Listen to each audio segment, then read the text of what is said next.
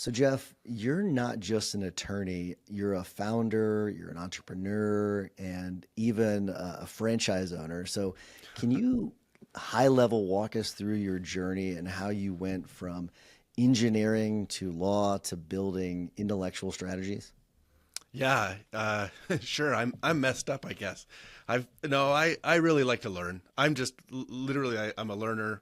I've been back to school a few times. If you look at my resume, I'd go back again if my wife would let me. But I'm really just a learner. So I went through engineering. I kind of decided I want to go to become I don't want to become an engineer, but I want to go through engineering so that I can then go into business. I applied to a bunch of great business schools right out of engineering, and they all said, no, you need 3 or 4 years of experience, come back later, except one school that said, nah, don't bother reapplying.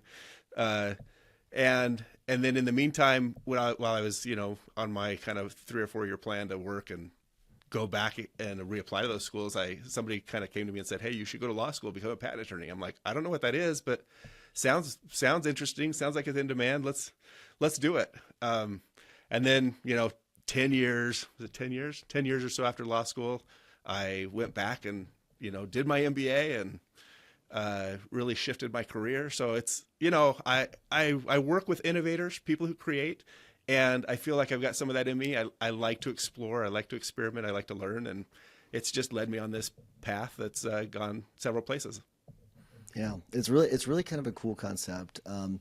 When it comes to the like a fractional legal team, because you've heard of like fractional CFOs, fractional COOs, and all that. It's really kind of interesting what you've built. And was there some sort of defining moment or some sort of frustration that you had that you experienced that pushed you to create something that's really completely different, something I've not seen before? Yes, probably a couple things that added up. I ran my own practice for a while, had a couple of associates and staff that worked with me, and I wanted to get out of this patent niche into something more business, generally. And because I saw my innovative clients doing cool inventions, but also cool businesses that were a lot broader.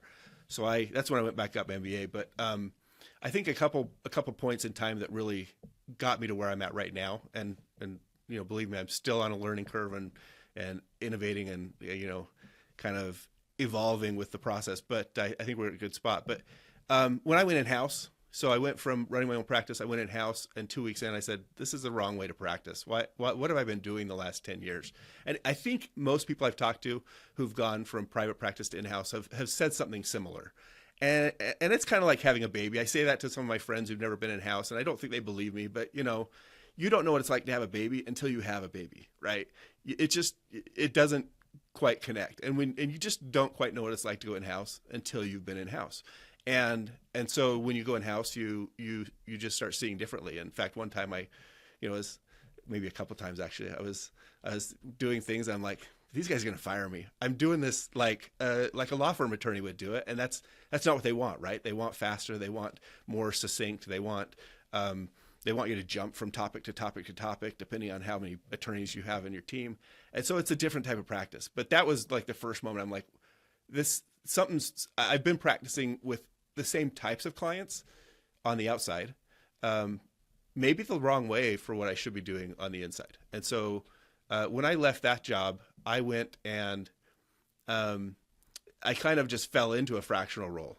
We called it outside general counsel at the time because I was going from an employee to a contracted employee is all. And I watched some other friends doing that. I joined some groups doing that, and I realized fractional general counsel roles, it's just a recipe for burnout. Just like, if you go to big law, it's pretty much a recipe for burnout because, good attorneys get good clients. And the whole concept is you have me part of the time. I grow with you. Well, if you have 3 or 4 clients all growing, it doesn't take long to see that they're going to grow and you're going to be in that burnout phase again. And if that's not what you want, then you might be in the wrong spot. So that was a key for me. I'm like, how do I like the fractional. How do I transition from this solo fractional to something that's sustainable, really? Yeah, what I think I'm very curious. Do you use any sort of fractional services yourself, like fractional CFO or anything like that? I just brought on a fractional chief revenue officer.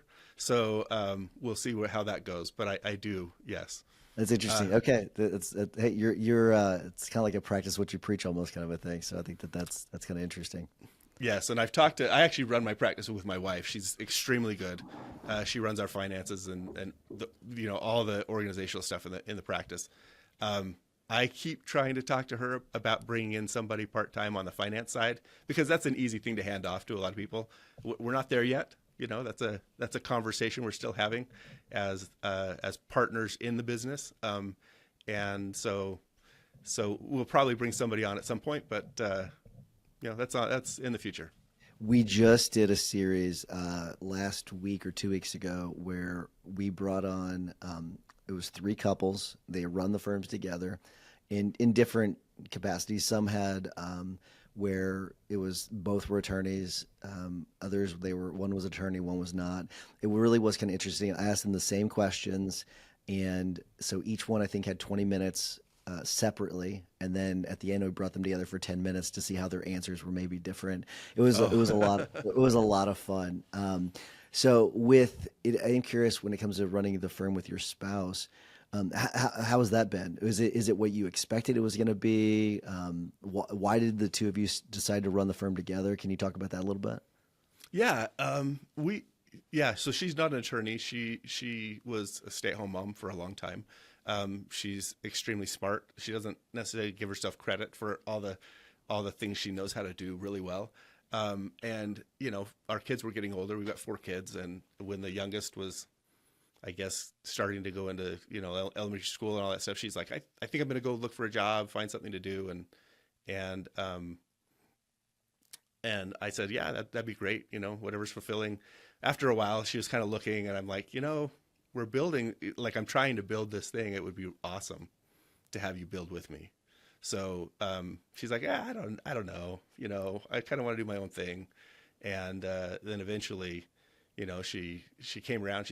She says she loves it now. So I think she's fantastic at it. She's perfect for the role. She's better at a lot of the organizational things than I am. That's her expertise, her zone of genius. So it's good to have her. Someone please clip that segment and then send it to Jeff's wife, please, because I think it will help. Yeah, very good. But let's shift back to intellectual strategies and the firm name, Intellectual Strategies. That's the firm name, and so it doesn't immediately scream law firm. I love that part of it. Your marketing is also really laser focused. It's focused on founders, disruptors, VC-backed companies, which I think is fantastic. I am curious because you're so intentional about shaping the brand and the model that you have, and so how did you become so intentional about shaping the brand, shaping the model, and that ideal client that you wanted to serve?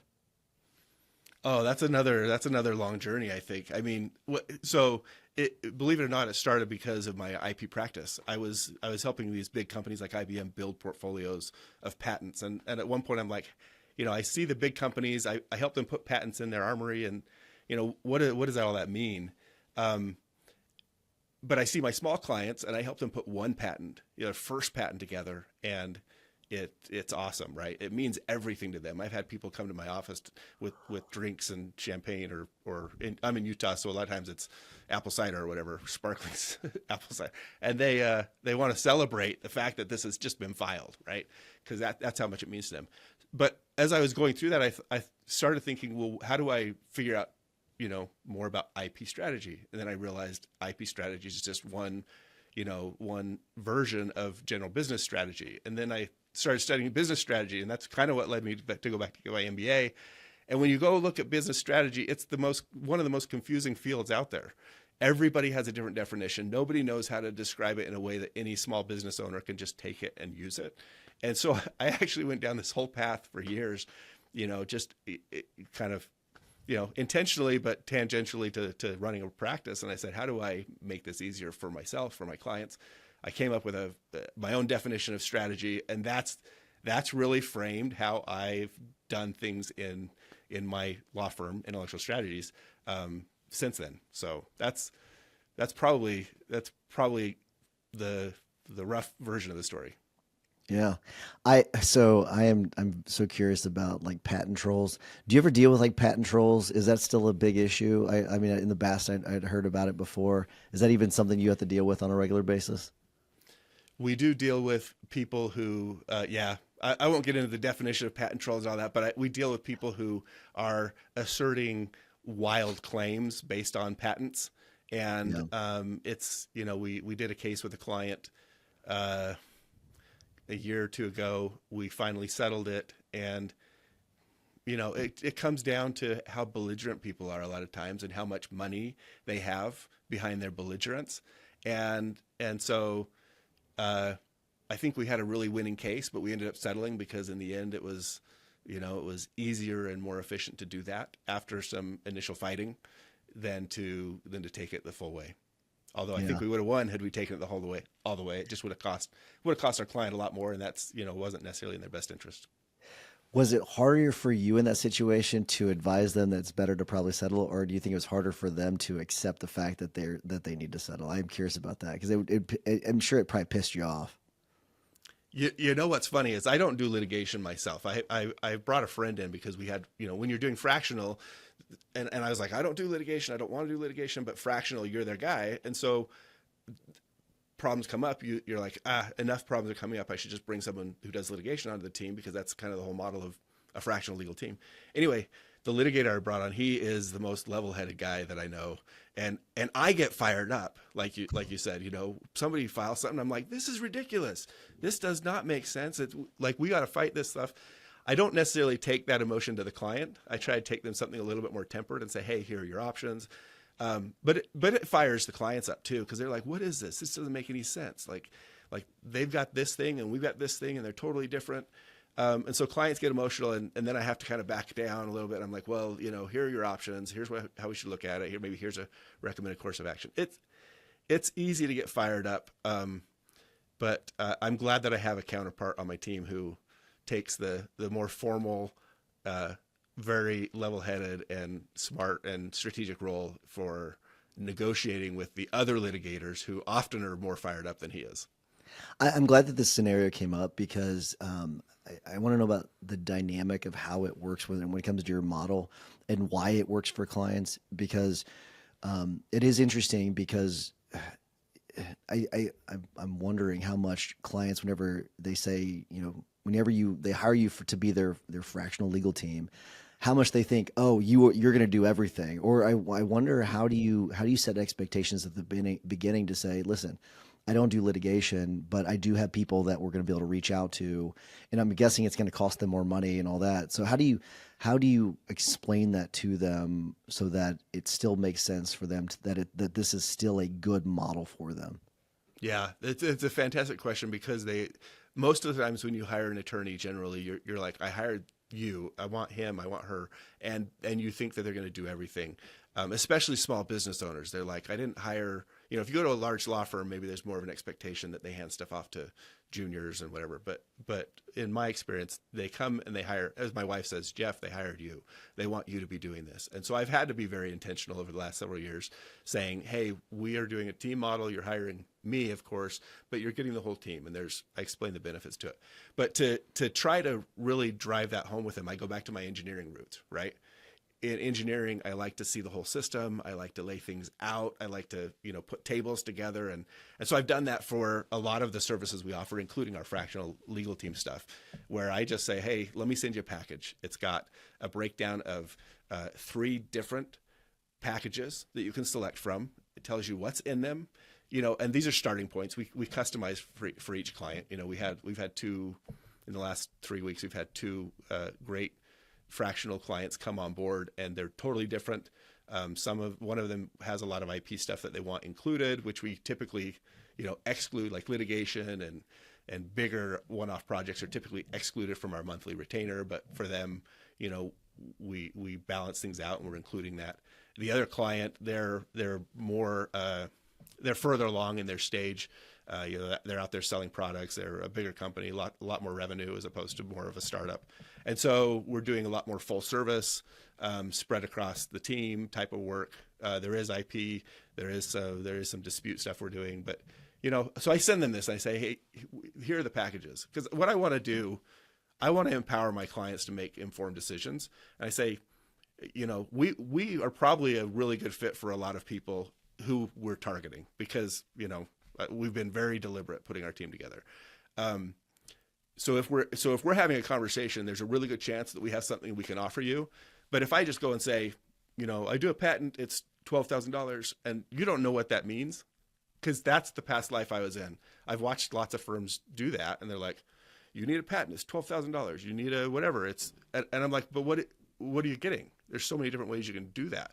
And so I say, well, here's how I do it. I've got a basic package. It includes these things. I've got a plus package. It includes these. And I've got a premium. It includes these. And of course, we can customize these, but let me send you that. We'll start there. You get an idea of what you want, what feels good to you, because, it's going to come down to you want all the services and you want the lowest budget. That's not going to work. But there's going to be some balance in there that does work, and let's figure out where it is.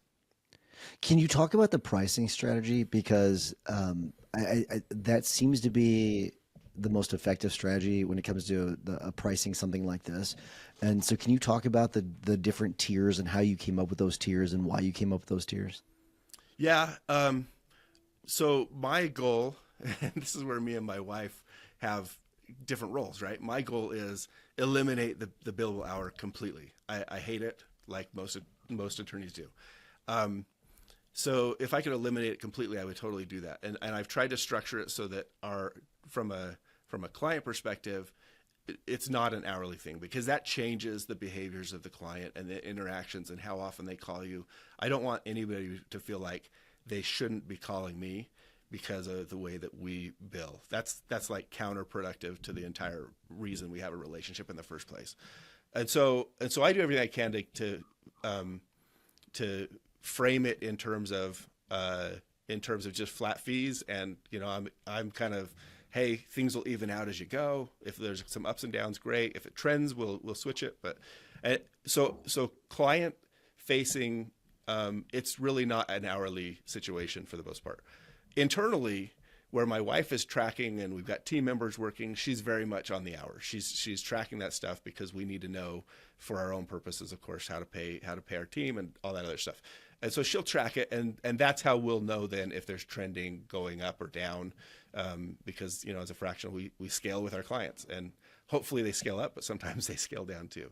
So we track it internally on an hourly basis to a large extent, but we make it we try to remove the hourly from the client conversations as much as possible. I don't know if you saw this study that came out. Now, take it with a grain of salt. It was commissioned by Lexus, and they hired an outside company to determine how much AI was reducing the need for companies to hire attorneys. And so they did it through a few different models, and they created this fictitious model, and so that's why I'm a little skeptical of the data. But what they found was that there's a 13% reduction in the company reaching out to the outside legal counsel for assistance. And I wonder if you've seen that in any capacity where the people that you represent reach out to you less because maybe they're using AI to get some answers to their questions. I do see that. I don't know that it's reducing the workload, because AI, in a lot of instances, it's garbage in, garbage out, or not garbage. Maybe it's great input in and great outputs. But for most people, unless you know how to ask the questions right, you're not asking the right questions. So I do see it. We're starting to integrate it more. I use AI. I was on it this morning quite a bit, some work and some marketing and some other stuff. I use it daily.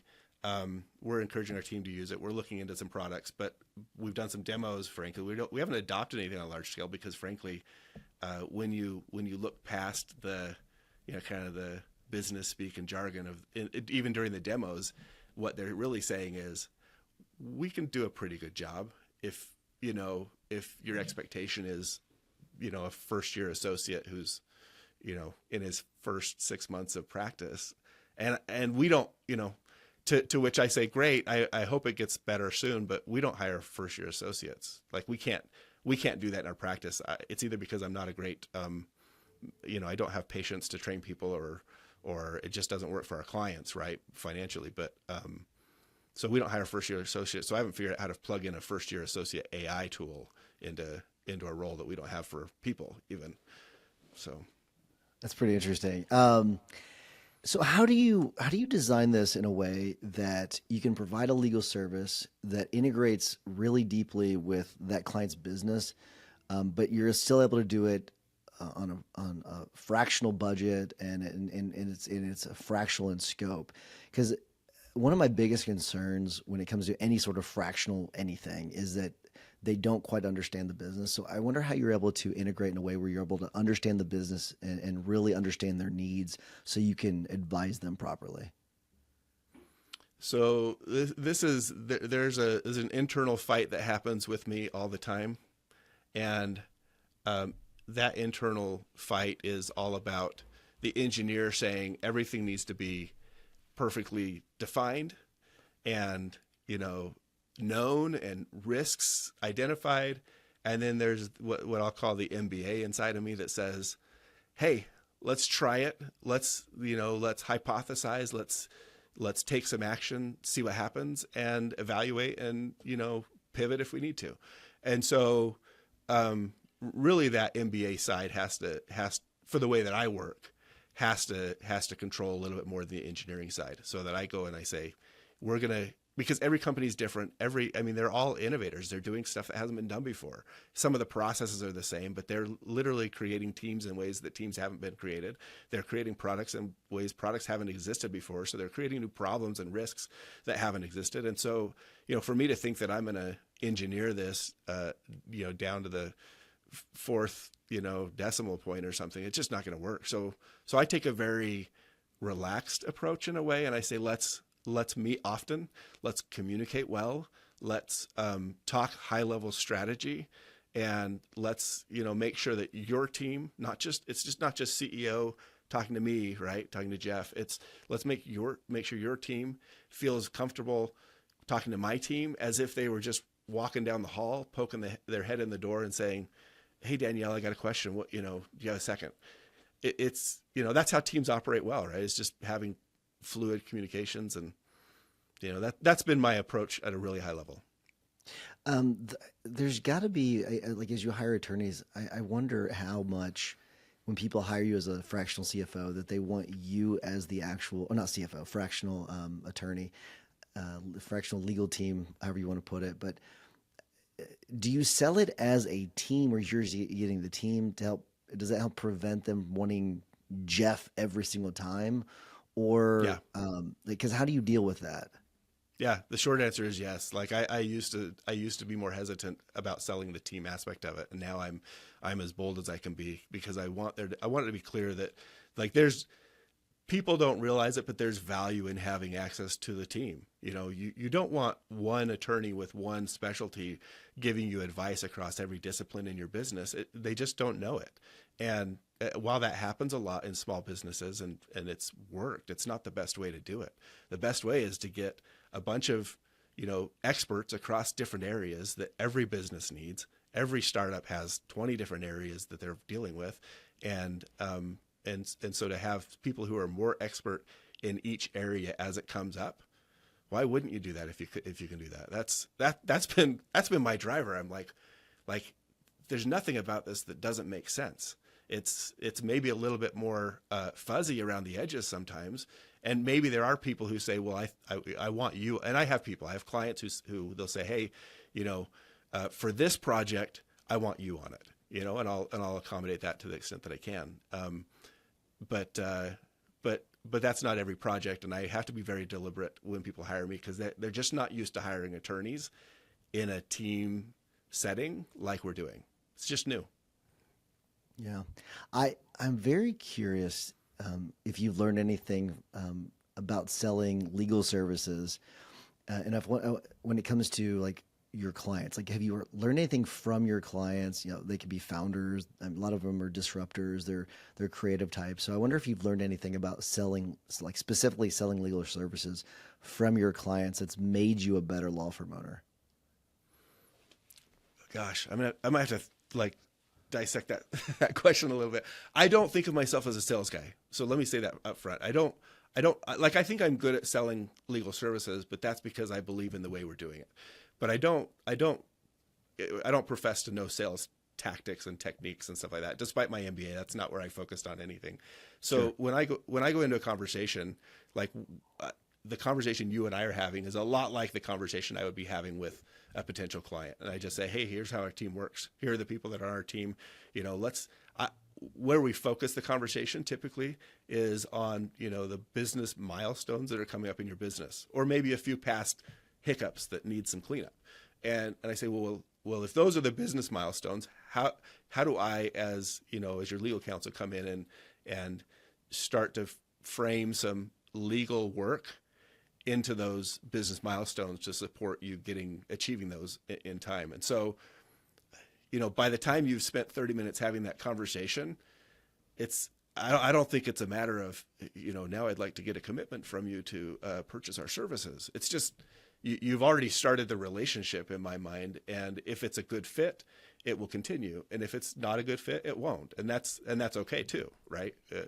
People should hire the people that they communicate well with. And, you know, I'm a pretty easy guy to communicate with a lot of times. But I'm not the right fit for everybody, and that's okay. I like it sounds like you're willing to walk away from a client if it's just, if you think that they're going to be a trouble client, or you maybe just can't help them. Obviously that you're not going to want to represent someone that you can't help. But at what point were you comfortable with that? Because at the beginning, a lot of times people want to take everything that comes through the door. So when were you comfortable with being able to just walk away? Yeah, I am for being an introverted engineer inside of me. I have this weird, I don't know, need to develop relationships. And so, you know, 'cause there's some childhood trauma behind that probably, but Always is, right? like all good personality characteristics. But so I try really, really hard to establish relationships and to maintain those relationships. And I probably, you know, I will turn people away if they're not a good fit, because I know that that's my tendency. Like, I don't want to use the word attached, but you know, I don't want to develop a relationship and then feel like, how do I, because I in fact, one of my attorneys, the litigator, Trevor, he says, I know you pretty well. You have this hyper accountability issue. You know, you are always trying to take accountability for the things that are anywhere within the realm of your influence. And it's true. It's just how I operate. And so when a problem happens, my first go-to isn't, man, they really messed up. It's like, okay, that happened. And what could I have done differently on my end? What do I have control over that I could do differently to fix that? And so, you know, for example, I have a client that I loved working with. We worked on several businesses with them for 4 or 5 years. As an individual, I really like the team. I like the founder. And when they got into some, we should have scaled back our services, right? Because they were in these issues where payment was a problem. And instead I offered to continue providing services at the same scale, partly because there was some litigation going on. And, you know, then you're having these internal conversations like, what are my professional responsibilities to, you know, finish this litigation versus terminate the relationship. But so all that's happening, and, you know, it took me a long time to actually fire the client. And I know that about myself, which is why I'm hesitant now to get into relationships where there's a risk that, you know, the relationship might not work out. So I don't know if that answers your question. It definitely does. Let's shift gears. I want to talk about leadership with you, and I wonder how you've had to adapt your leadership style as you started to grow with the firm, as the firm has begun to grow. So, I guess, have you had to adapt your leadership style, and in what ways? Yeah, I have to. And I don't profess to be like a standout prototype for leadership. I, it's funny because last year we've got 5 attorneys on our team. We've had a few come in and out. And last year I did these, regular monthly meetings with the team. Hey, let's talk about how do we do this and what do we do on a strategy call, and what does client experience really mean, and provide just things about the practice. And this year I didn't put any on the schedule this year, and I just had my team come back and say, hey, can we do some more of those? We really need to have one of those on XYZ. And I thought, yeah, we probably do. So I don't know that speaks about my leadership style, but it shows that in a team setting, people look to have kind of, I don't know if it's leadership or even just, build community. And, by nature, because I started the firm, I guess they look to me to kind of head up that community. So Yeah. It's probably something I could work on quite a bit more, though. Well, the reason I wanted to ask you about that is because you'd mentioned that you had the attorney come to you about, your hyper accountability, and to me that seems like a pretty healthy culture, because you're accountable as the owner, but they recognize that too. So I think that's to me that shows that you're probably doing the right things. It probably shows that I'm pretty transparent, at least. Yeah. So. I want to talk about the franchise. Tell me about the franchise ownership. What's that all about? Oh man, that might be another episode. It was. Listen, like I said, I experiment, right? When I built my first house, I'm like, I'm an electrical engineer. I want to wire my house up, just because I want to know. At the time, I was designing, wiring schematics for commercial buildings and these large homes, and I'm like, well, it'd be great to know what that's like. And so I did that, and I went into the lighting store for the 17th time, and the guy's like, hey, I've been meaning to ask you, how big is this house? I'm like, no, it's like 2,200 square feet. So it was not a big house, but apparently I was inefficient in some of the materials I used. But, I learned something, right? And so there's this part of me that's like, you're helping these companies, you're doing this stuff. I've done a couple side projects here and there, and I've had some work out okay, and I've had some that haven't worked out, and I've closed them. The franchise is just one of those side things. And long story short, without going into details, a lot of franchises are sold as semi-absentee businesses and end up that they are not semi-absentee businesses. They are pretty much owner-operator businesses. We're in a mode with this side business of figuring that out, and how to, of our own accountability, I guess, make that more of a semi-absentee business than it has been. And we've gotten to the point where it is for us, but now we have to work on the profitability of it too. So it's been an interesting project. I'll say that and leave it. Yeah. Well, how is that experience? I'll transition this back to the firm. How do you think that experience has informed how you approach like actually creating processes and systems for the firm? Perfect question. I mean, that's exactly what I've taken out of it. And, my wife and I were talking about this last night. It's, that we bought into a franchise because we thought, oh, processes, systems, proven business model, all that. I don't think that we bought what we thought we were buying. But whether that existed before or whether we're creating it now, that's like the lifeblood of a semi-absentee business or a business in general, right? Like, I always talk about my law firm. I tell people, hey, I'm trying to build this as a business, not as a law firm, not a typical, you eat what you kill, and you work, you get paid for the hours that you work, and you just exist to be an attorney until you stop being an attorney, and then you pretty much don't exist anymore. Like that's not what I want. I want to build something that is sustainable, right? Get back to the strategy. I want to build something sustainable, whether it's a little franchise fitness business or whether it's a growing law firm. It should be sustainable. Otherwise, you're just trading time for money, and that's, in my mind, not necessarily a winning proposition. It makes me think about how, and I was having this conversation yesterday, but it makes me think about how Japanese companies view the future and actually scaling their companies. And a lot of them they look at it in like 200 to 300 years in the future, what it should look like. And I think it's really an amazing way of looking at things, because to me, it takes a lot of pressure off of you. We're like, okay, I'm building this thing, and the way I put it yesterday, let's say you grew your firm 2 to 3% every single year for 200 years. Like, what would your company look like? So you're not worried about doubling revenue every single year. You're not worried about that, right? You think more about kind of like compounded interest, and because everyone's wanting to grow as quickly as possible. But what if you took this more like steady approach and okay, we're building this thing for not just my children, not their children, not their children, not their children, but you're going down, down, down, down, and deeper down into your genealogy, I guess. But I do think it's a really interesting way of looking at things. So have you ever thought about something like that?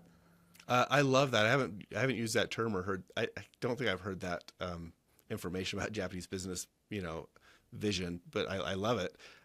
It makes me think, businesses grow in spurts, right? It's just in a way steady spurts. You're like, we want steady 10% growth or 50% growth or whatever that is for your business every year. But no business ever grows that steady. It's really steady over time, but it was really spurty, in the moment. And so, I think I haven't thought in 200, 300 year timelines, and I don't think I'm capable of that. My engineering brain would start saying, well, what are all the factors, Yes. So, but what I do is I think the analogy to that I do use is going back to sustainability. How do I build a business that's sustainable? And I view that the metric for that in my mind is enterprise value. If you have a sustainable business, it will have enterprise value. It will also probably be sustainable independent of any one single individual in the business. And most law firms are not.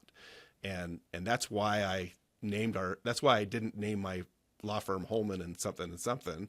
I said, hey, I want to be different, and I want it to sound like a business. I see these friends who have consulting businesses, and they go out and nobody is asking them what their hourly rate is. They land a $700,000 contract for results, not for hours. And the results in a consulting business are pretty questionable a lot of times anyways, right? It's how did you gave us results to tell us that it's inconclusive, but they still get paid their money because that's the value they brought. So yeah. I think lawyers really need to figure out how to do something more along those lines instead of being, arguing over whether or not a contract review should take 2.5 or 3 hours or whatever. I mean, who wants to do that their whole life? Not me. Yeah, no kidding. You use the phrase that I don't think anyone's ever mentioned on the podcast is enterprise value. I think that's a great. I love that phrase. Really, really good. That term's awesome. In what ways do you think firms can increase their enterprise value and get to that point where they can sort of be that absentee owner, where that almost sounds bad, but like where you're still making money from the firm, and the firm can live without you. First of all, I just want to point out, I love that you actually said it sounds kind of bad to have an absentee owner law firm, and my gut reaction to that is why? Why is that bad? Every other business out there, like you don't hire a marketing agency and demand that the CEO do all of your work and do your paid ads, and like they don't do that. But in law firms, we think that's normal, and we've got to get away from that, frankly. But it's so prevalent that as attorneys, we all feel it. We've all felt it, and we still feel it even when we're trying not to. So, having pointed that out, what was the question? Oh yeah. Well, I'm glad you brought that up. I'm glad that you pointed that out too, because it is something we need to get away from. So let's stay on this, and I'll come back to that question though. Okay. How much do you think that has to do with us like putting our freaking names on our law firms? A lot. Attorneys go to law school. At least this is what we all believe, right? And since it's us believing it about ourselves, there's probably some truth to it. We go to law school because we're kind of that maybe slightly risk averse personality. We're maybe a little exuberant sometimes, or argumentative, or whatever. We've got some characteristics that attract us to the law, and one of those I think is stability and prestige. I guess that's two of those: stability and prestige. And so, when prestige is part of your equation, who doesn't want to hear somebody, praise you about the work you've done and then pay you a big fat check. Everybody loves that, but that's the golden handcuffs, and that's not enterprise. There's no enterprise value in that. There's maybe personal reputation and personal value, but no enterprise value. They're not aligned. So let's go back to enterprise value. So the question I was asking about was what are the elements of a firm that would increase its enterprise value and allow the law firm owner to be absentee? The entire business model has to change. I would start with something simpler, like, but the real answer is the business model has to change. This is why when I look out there and I say, okay, I'm doing a business model, I'm sharing it. I've been on, I don't know, 50 podcasts so far in less than a year, and I'm trying to share it everywhere, right? Because I want the word to get out there. I want to get clients, of course, but I also think people should be practicing in this way.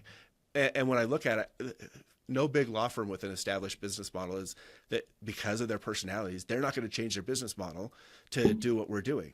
Now, they could implement it in different ways, but under the existing business models, it just doesn't work. Like, you have to fundamentally change your outlook and how you're doing stuff. You might also have to, remove your ego from it. I like having good relationships with smart people and clients, but on the one hand, it's not one of the drivers for me personally. Like, I don't need that to feed my ego. I think highly of myself regardless. So, as you should, as my wife would say.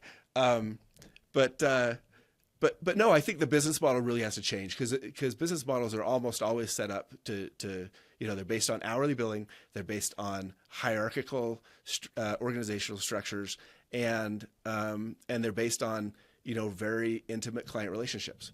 And while you have, if you've worked in a law firm, you've seen some of the attorneys, and a lot of attorneys are this way to some degree or another. They're extremely protective of their territory.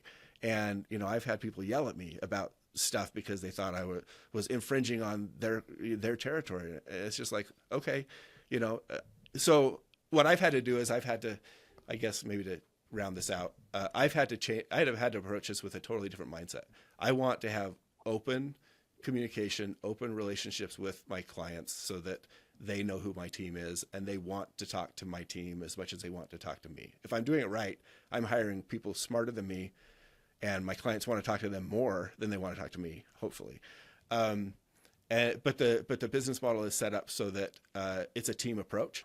And if we're locked in as a team, if I have one really aggressive, hungry person that I've hired and they like, I'm going to take my clients, go somewhere else. I'll be like, well, go ahead, but you're like one piece in the team.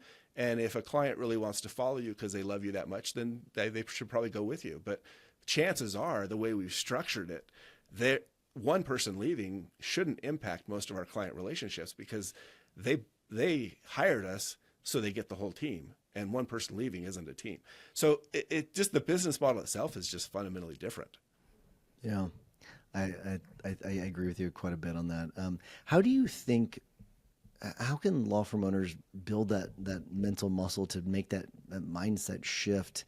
Because it's been so ingrained. The host that was, or the guest I had before you, he had talked about how the legal industry hasn't changed for like 200 years, and it's basically still operating the exact same way. So, there's some things that are just so ingrained in the practice. How does some of these law firm owners make that shift, that mental shift? Because it can be tough for especially the ones that have been doing this for a few decades.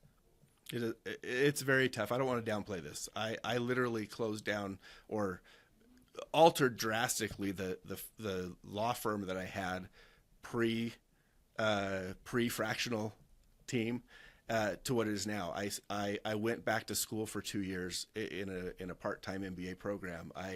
I've spent the last 12 years doing thinking about and reading about, writing about strategy. It's not a hey, let's just make a few tweaks in our business and change. I don't think we can. If I had to name one thing that I think would be the trigger point, and this is just me throwing it out there, I haven't thought this through all the way, but I think that the trigger point, get rid of frickin' get rid of origination fees. This whole idea of origination fees is the lead in to everybody thinking that they own something, with a particular client. It's like, I brought that in, they're my client. I need to get origination fees either, on the first project or the first year or in perpetuity. Like get rid of origination fees. That's the biggest and first impediment in my mind, at least, to creating a team approach. I just heard a collective groan across the entire legal community whenever you said that.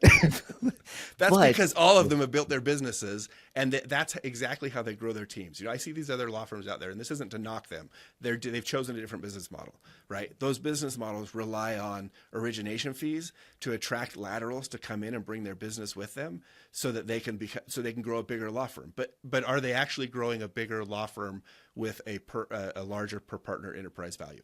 I don't think so. I think they're just growing a bigger law firm with a bigger overall enterprise value, but probably this more or less the same per partner enterprise value. Yeah. And if that partner leaves, you've now lost the firm as a whole, the company as a whole has lost a tremendous amount of value based on one freaking person as opposed to the firm as a whole. So yeah, I think it's a brilliant thought. Easy come, easy go, right? Yeah, absolutely. I want to ask you about the marketing of the podcasting strategy that you're talking about. But before I do that, though, if people want to reach out to you and they want to ask you questions about intellectual strategies, or if they just want to connect with you directly about marketing or running a firm, what's the best way of getting a hold of you? LinkedIn, probably. I'm on LinkedIn quite a bit. I'm pretty active there. Send me a non-solicitation type of invite, and I'll respond to it and connect with you for sure. For if there are clients out there that hear this, or partners, people that say, hey, we just had a client that got hired on they're transitioning from a very large, great, respectable law firm to us because they're moving everything to fractional model. And I met with the partner at that law firm, and he had a great kind of orientation meeting for me. Hey, here's where the business is at. And he said, hey, we should talk, and we should figure out, there's probably opportunities for us, because their model is different. Probably opportunities for us and for you to maybe think about working together on some of these clients that could use your in-house, skills and kind of act as an intermediary on a lot of the matters and kind of let the big matters bubble up to the large law firm. So if there are, potential clients, or if there are law firm owners out there who say, hey, this would be a great partnership to integrate into what we're doing, reach out to me on my website, schedule a strategy call. My calendar's on my website. You can talk to me directly. And, I just like talking to people that are doing cool stuff. Love it. As do I. That's why I love this show. I get to talk to some really cool people like you. So that's awesome. But I want to talk about the podcasting strategy, like your marketing strategy in general. I know you do a lot on LinkedIn, but you said you've done about 50 in the last year or so. I think that's great. Is the ROI, has the ROI been there? Do you think it's been an effective strategy for you to bring in new clients? I'm very curious about this strategy. As a podcast guest, I hired an agency. It's been a great experience. I don't think there's a way to calculate the ROI in a positive way yet, although the cost has been manageable. The financial costs have been manageable, and the time cost is, because of how I structure things with what I do, has also been manageable for me. I am shifting though. I've got 20, 25 more podcasts on my schedule through the end of the year, and we'll probably keep doing that. But I'm also going to start my own podcast, because I think there's a way to be really deliberate in reaching out to the, from a client perspective, that is a lot harder to do as a guest. Although I really appreciate being a guest on shows like yours, because the message is really important to me. Even if the only thing people take away from this is this guy's kind of crazy, but really passionate about this fractional model, and there's a few points he made that make sense. Like, I think that's valuable. I think there's value in the overall community to this becoming more available to people who need it, like startups and scale ups, that are out there. It's a better way to provide services to them, I think. Yeah, I don't think there's anybody in our audience that's gonna think you're crazy. I think that they're probably gonna agree with you a lot of the things. So I think it's the fact that you're passionate. It definitely shines through. I think that that's pretty awesome. But I want to end on this question. Where do you see the biggest opportunities in the next few years for firms that are willing to rethink how they are going to deliver legal services?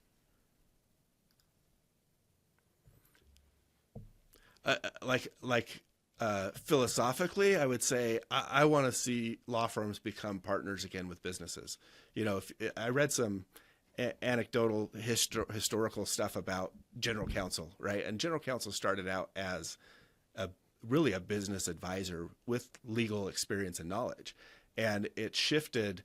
I I think the chronology I was reading said something about in the when these big law firms started implementing it and turning it into a different thing, and then academic institutions got involved, and then all the regulatory agencies in the federal government were created, and it's become something totally different, right?